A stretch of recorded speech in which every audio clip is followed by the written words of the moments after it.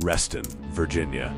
To his neighbors, Brendan Banfield was the embodiment of stability, a high-ranking IRS criminal investigation agent, a husband to a dedicated pediatric nurse, and a father. But behind the colonial-style shutters, Banfield was engineering a social camouflage so dense it would take 3 years and a digital trail of dark, illicit obsessions to dismantle. Notice the suspect's resting professional face. In forensic psychology, this is known as impression management. Even in moments of high stress, he maintains a rigid, controlled exterior byproduct of his federal training, used here to mask a profound lack of empathy. The man who spent his days auditing the lies of others was spending his nights script writing a fatal plot. He didn't just want a divorce, he wanted a clean exit that left him as the grieving hero. To unravel this, we must look at the forensic anchoring of the crime scene, where the physical evidence began to scream what the suspect refused to whisper.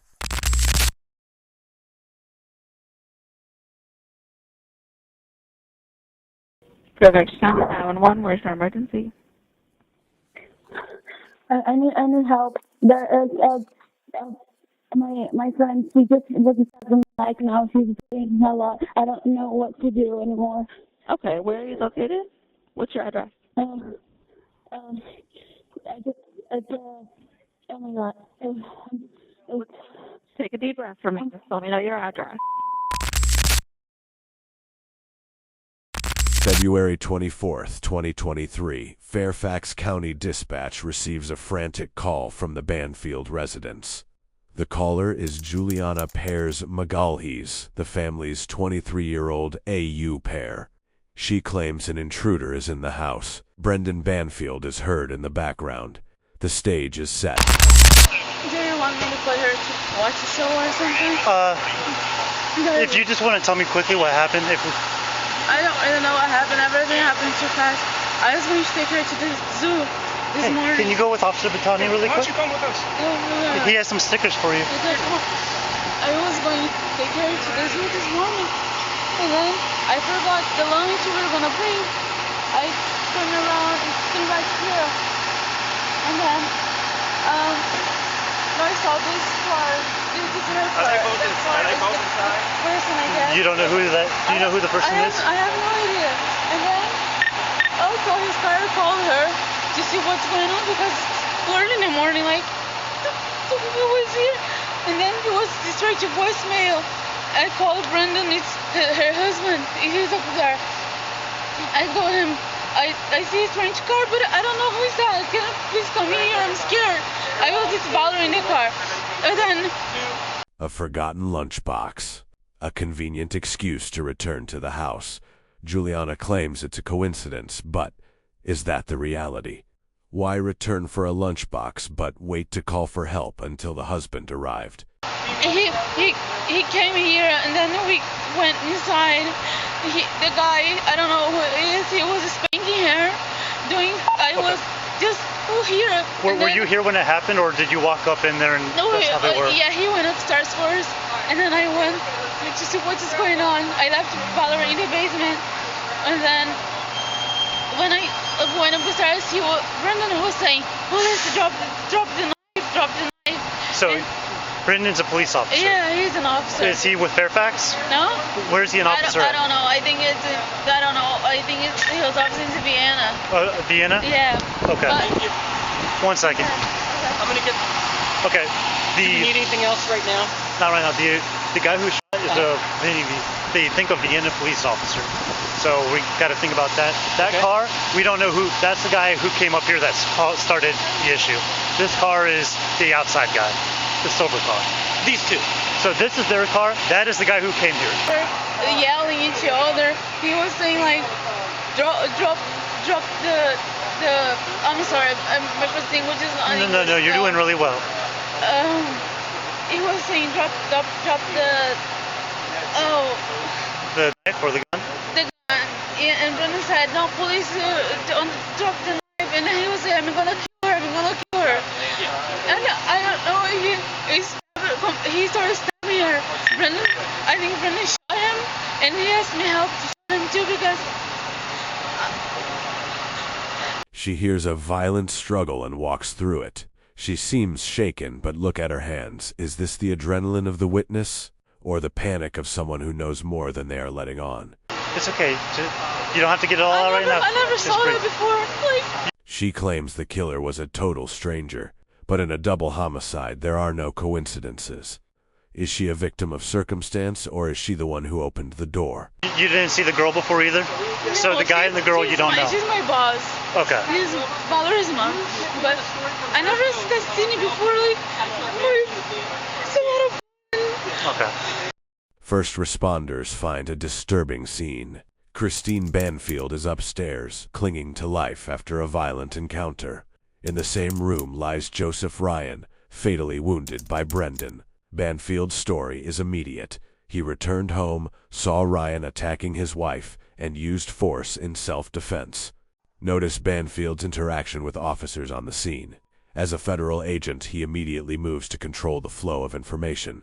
He notably refused to have his formal interviews recorded, a move of tactical silence.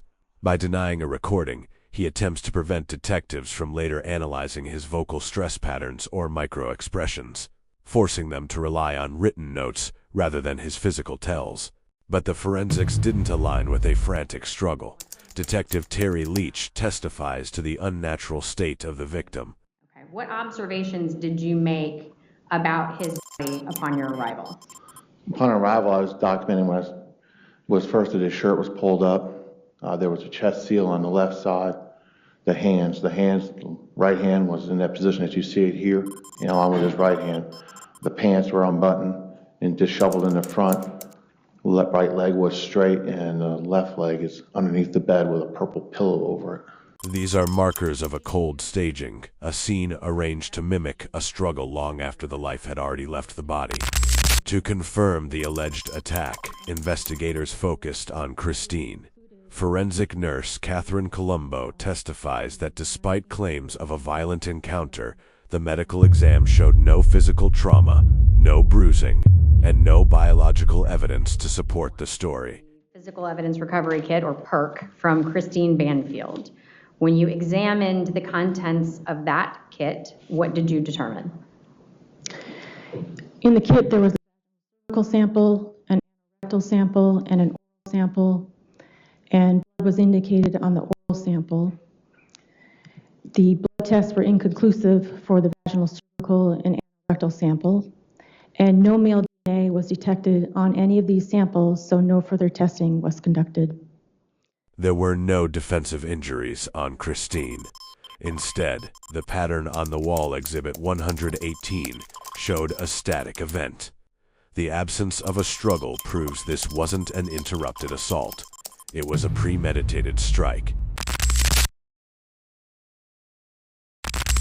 The digital unmasking began in Joseph Ryan's car with Exhibit 156, 2 red burner phones.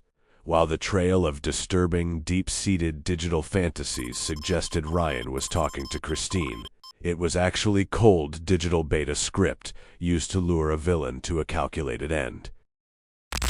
On the stand, Brendan Banfield shamelessly pushed this narrative, testifying about his wife's dark and disturbing desires to justify the fatal encounter.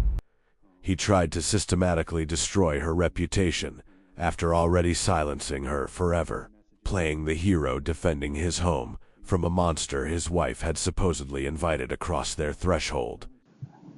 Or looked at life prior to the discovery that's come out in this case. Watch the tell.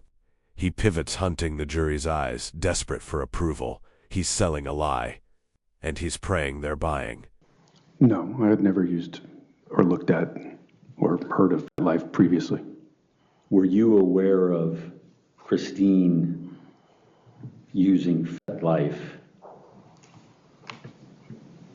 at all? No, I didn't have any knowledge of Christine using FetLife.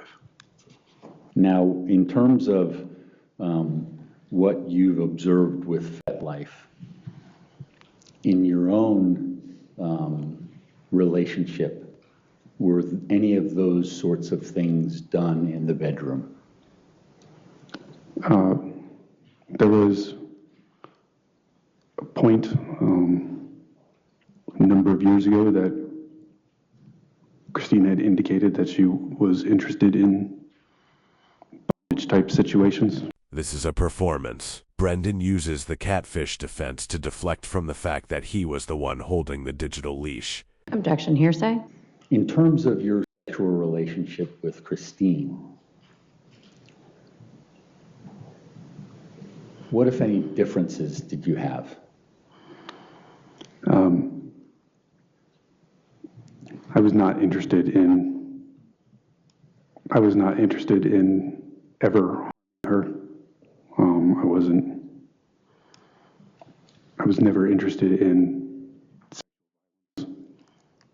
I would say that we also had a discrepancy of how often we would like to have sex, or I would like to have sex more frequently than we did.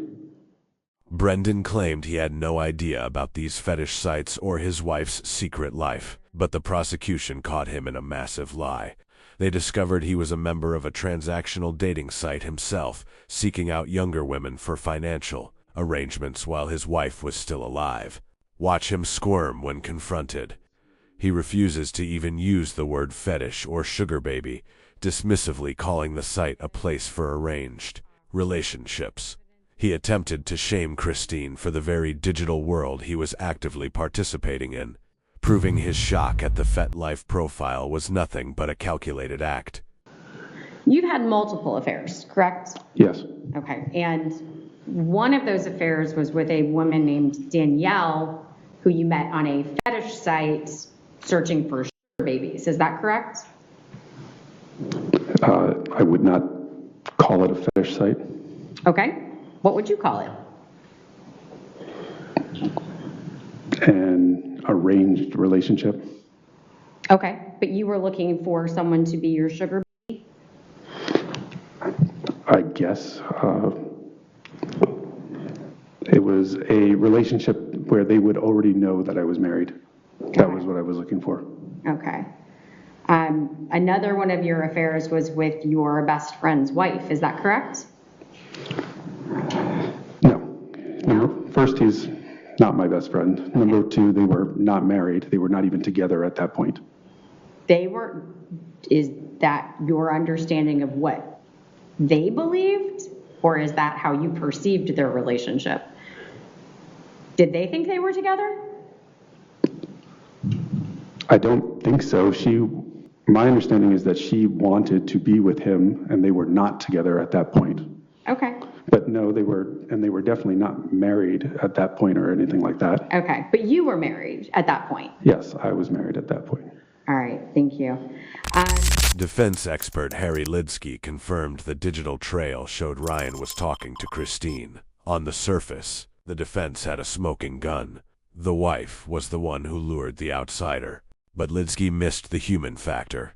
Using his IRS training, Brendan remotely controlled Christine's phone, manipulating logs to implicate her from her own pocket. He created a digital ghost to take the blame for his scheme. While the investigation was still active, the replacement was already complete.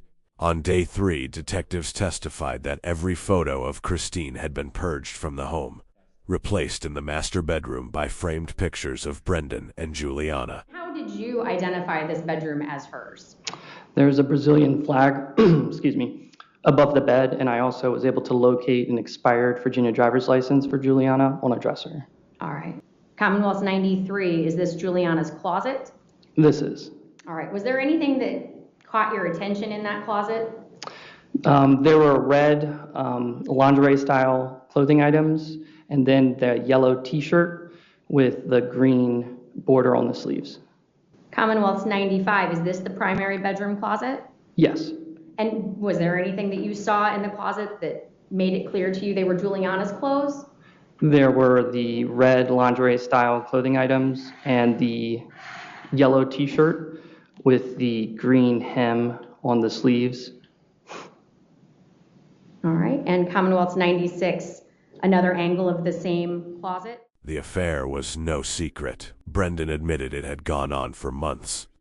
Juliana even posted their photos on Instagram while Christine was still alive, a public confirmation that Christine was just an obstacle they planned to remove. The prosecution didn't save their best for last. On day one, they dropped the bomb. Juliana Peres Magalhães.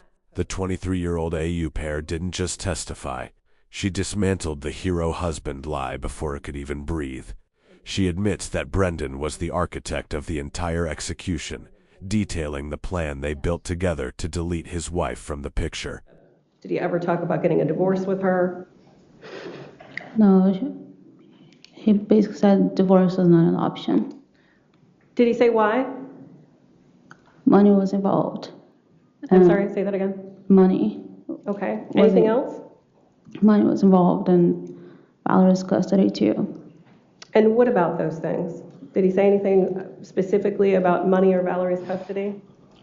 Yeah, he said that he didn't want to have to share Valerie with Christine, that she wasn't good for Valerie.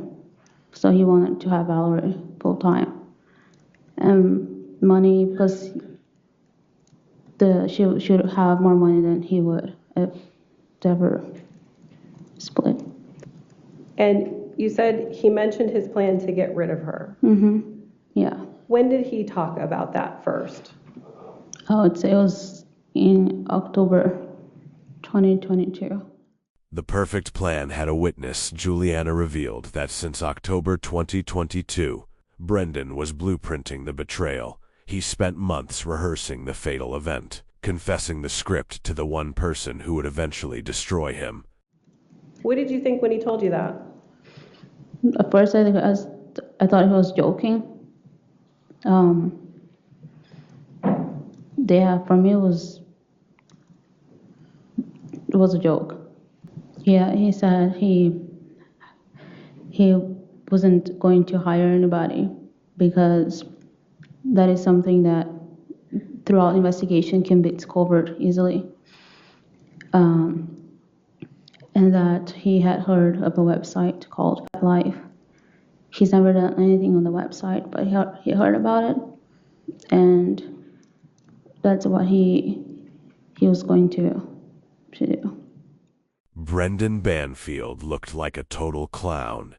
He sat there with the arrogance of a high-level agent, genuinely believing his mistress would stay silent. He thought he had her under his thumb, but he forgot the first rule of a criminal pact. There is no loyalty when the deal is on the table. Once the Life account was created, what, if anything, did the two of you do with it? Texting other people, other guys. They would also text looking for whatever it is that they're interested in. Okay. And had Brendan explained to you at this point in time, or was there any explanation given to you about what it was that he was using FetLife for, or what it was he was looking for from another FetLife user? Yeah. What was that? The website is for people that like that kind of stuff, and he said we would be able to find somebody that plays like aggressive or that likes playing with blood. And Brendan was a calculated hunter seeking a target for his darkest impulses. It was pure cruelty, knowing his wife Christine lived with a life-threatening condition. that kind of stuff. And why? What was what if any reason did he want to find someone like that for? Well, because the person would be eventually the person would be invited to come to the house, and he needed to know that the person was willing, or he was going to do what he had in his mind. And what was he using FetLife to ask other users to do to the Anastasia profile? Things like pinning her down, begging her, spanking. In 2022, Juliana was just 22 years old, a world away from Brendan's nearly 40 years of calculated experience. He weaponized that age gap, using his authority as a veteran agent to systematically target her. To her, his talk of getting rid of his wife felt like a dark, edgy joke. But while she was playing house, he was playing God. He took over his wife's laptop, created the Anastasia profile, and began hunting for aggressive men. He didn't just need an accomplice. He needed someone young enough to believe his lies until it was too late to turn back. And was Christine home or not home when the two of you used life? She was home. Always? Yes. Why? Because he always mentioned for us to make sure to log in on the account when she was also home. So it would have, throughout the investigation, it would have been very clear that, like, whenever she was using the profile, she was home, and yeah. The premeditation was chilling. Juliana reveals that months before the first shot was fired, Brendan took her to a practice range. He wasn't just having an affair. He was training an asset. He told her she needed to be highly proficient with their equipment just in case their script met resistance.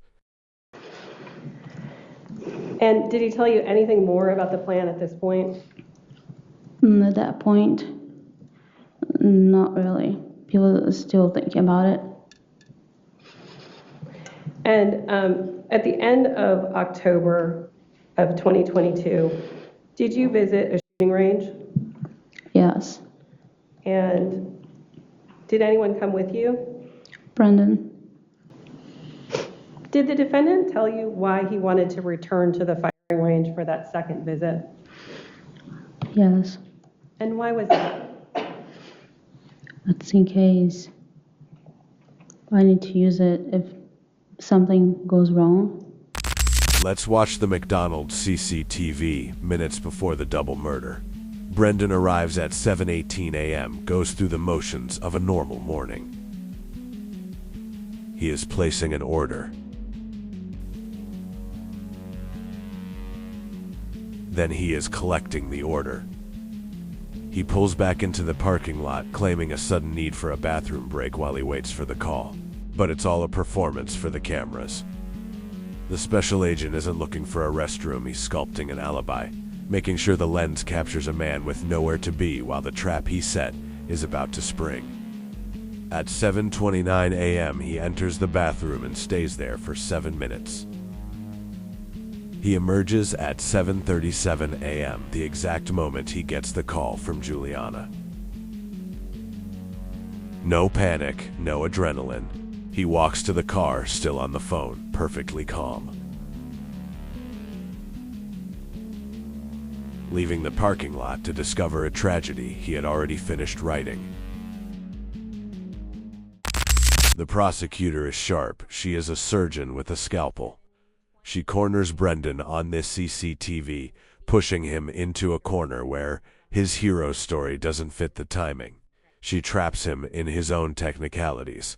And even though he's been trained for every scenario, you can see the walls closing in as she exposes his coldness. When you set this whole thing up... I didn't set this whole thing up. I didn't set this whole thing up. I'm sorry. When Christine set this whole thing up, it was scheduled to occur minutes after her family was leaving the house at 7 a.m.-ish, correct? I don't know what time her family was leaving the house.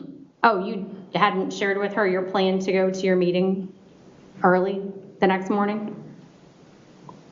I didn't have a meeting the next... I'm sorry. Can you ask the question again? Sure. The night before on the 23rd, right? Oh, the 23rd, sorry. When she is setting this up, she's scheduling it to occur at 7:20-ish a.m., which was going to be minutes after everyone had left the house to go to the zoo, to go to the big meeting, right? That is what the messages seem to say. Okay. And Are you telling us that your wife was not aware that you had this big meeting scheduled for the 24th? She was aware that I had the meeting scheduled. Okay. And was she aware that the nanny was taking your daughter to the zoo? It appears to me that she arranged for Juliana to take Valerie to the zoo. She got the parking tickets to take her to the zoo. She had planned it, I don't know, a week, 10 days prior. Right. And the zoo opens at 8 o'clock and everyone's leaving at 7, but she scheduled Joe Ryan to come over at 7:20. Is that correct? I don't know what time she scheduled exactly. Okay. Okay. And it would be your contention that on the morning of this planned tryst, she took her phone and turned it off herself and put it in the kitchen drawer? I don't know. I did not see her turn off the phone. Okay, you didn't see her with her phone at all. I saw her with her phone in the morning when I was getting ready. You did?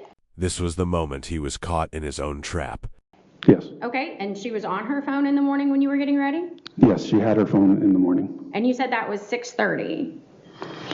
Roughly. I mean, Okay. I was in and out getting ready in that morning, so it's hard to say an exact time. So then would it surprise you if the digital forensics, Mr. Lidsky's work, would show that she was not on her phone at 6:30 or really any time before or after that with any? I saw her with her phone. Okay. It was on the bed. She had the laptop also on the bed. Got it. Okay, so she was just with the phone, not using the phone. Yes. I see. You leave the house, you go to McDonald's, and you're in the bathroom there for 7 minutes. Is that correct? I believe that's what the time showed. Okay, and you don't leave the bathroom until Juliana calls you at 7:37. Is that correct? I believe that's the time. I don't have the time in front of me. Okay, but as you're leaving the bathroom, you don't call 911. I did not.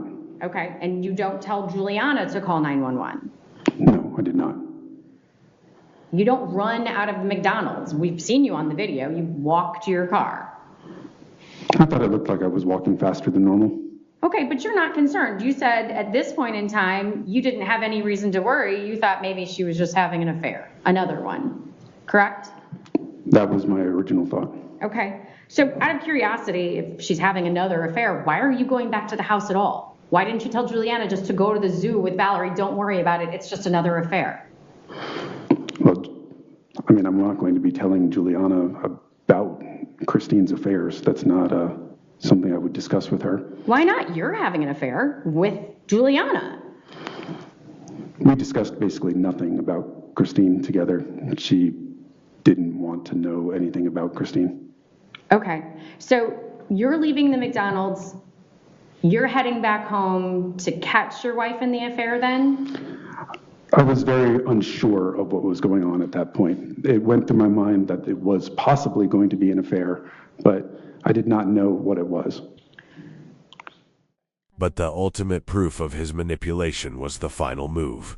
Juliana testifies that as Joseph Ryan was incapacitated, Brendan ordered her to take part. This was the ultimate insurance policy. He wanted her forever compromised so she couldn't turn on him. Juliana, how old were you when all of this began?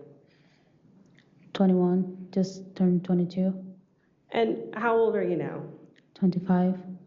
So is it fair to say that you're 22, 23 years old when this plan begins?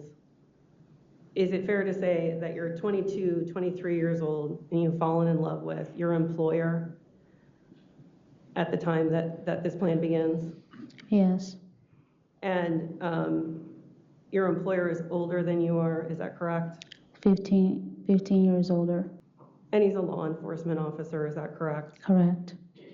And is it fair to say that as this plan marched on, is it fair to say you're far away from home? Yes. And are you away from your mom, your grandpa, your other family members of support? Yes. And is it fair to say that you relied on Brendan and Tess I did. for everything at that point. For everything, yes. The control went even deeper. While Juliana was facing life in prison, her attorney was actually being paid by Brendan's mother. She was trapped, fully dependent on the family of the man who manipulated her into a murder. Brendan thought he had bought her silence, ensuring she would stay loyal to his story to protect his family's interests.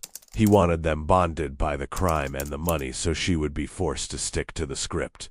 But he underestimated her, and he underestimated the investigators who saw through the hero and found the executioner. After 15 days of evidence, it was time for the final word. The prosecutor delivered a masterclass in closing arguments, weaving the digital evidence, the sugar baby lies, and the McDonald's timeline into a single, inescapable truth. You'll first need to find that Brendan Banfield killed Christine Banfield and Joseph Ryan. You'll need to find that those killings were willful, deliberate, and premeditated. As she speaks, Brendan sits with the same smug, defiant expression he's held for weeks, unmoved even as his life's work as an agent is dismantled.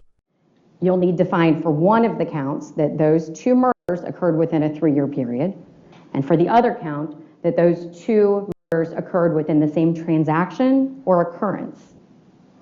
He was in love with Juliana. He can pretend that this was a fling, an affair, he'd had them before, no big deal. He was in love with Juliana. He was afraid of losing her.